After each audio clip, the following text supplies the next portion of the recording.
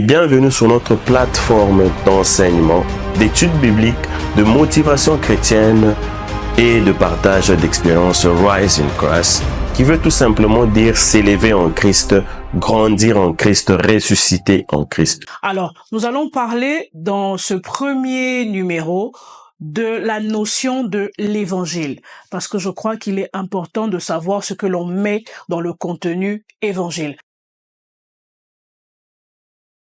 Alors, allons d'abord dans la dimension étymologique du mot évangile. Évangile est un mot français qui est dérivé du grec evangelion. Evangelion signifie bonne nouvelle. C'était le terme utilisé pour annoncer la naissance d'un enfant, un heureux événement.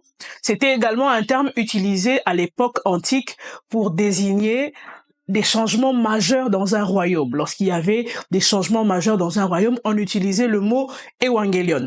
Et pour le contexte dans lequel nous nous trouvons, qui est le contexte biblique, le mot évangile signifie bonne nouvelle. En d'autres termes, dans les évangiles, la bonne nouvelle du royaume nous est présentée. Quelle est cette bonne nouvelle? Jésus, Fils de Dieu, s'est incarné, est venu sur la terre afin de sauver les hommes qui étaient perdus. Voilà la bonne nouvelle qui nous est présentée dans les évangiles. En d'autres termes, lorsque nous sommes dans les évangiles, il y a trois axes majeurs que nous devons considérer. Premièrement, une personne, Jésus.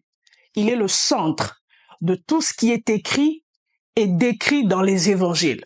Deuxièmement, il y a un message, une bonne nouvelle pour vous, pour moi, le message du salut et de la rédemption par cette personne merveilleuse qui est Jésus.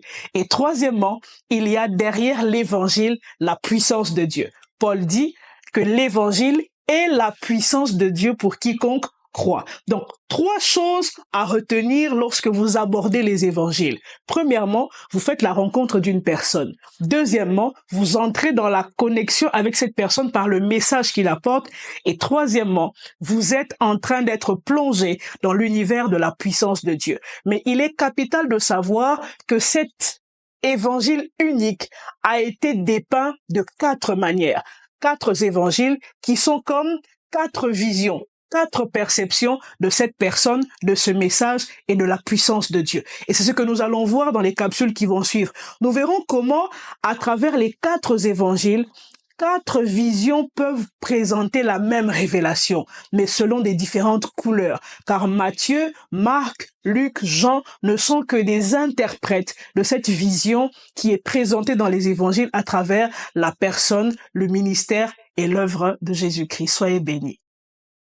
Bienvenue sur notre plateforme d'enseignement, d'études bibliques, de motivation chrétienne et de partage d'expériences Rise in Christ, qui veut tout simplement dire s'élever en Christ, grandir en Christ, ressusciter en Christ.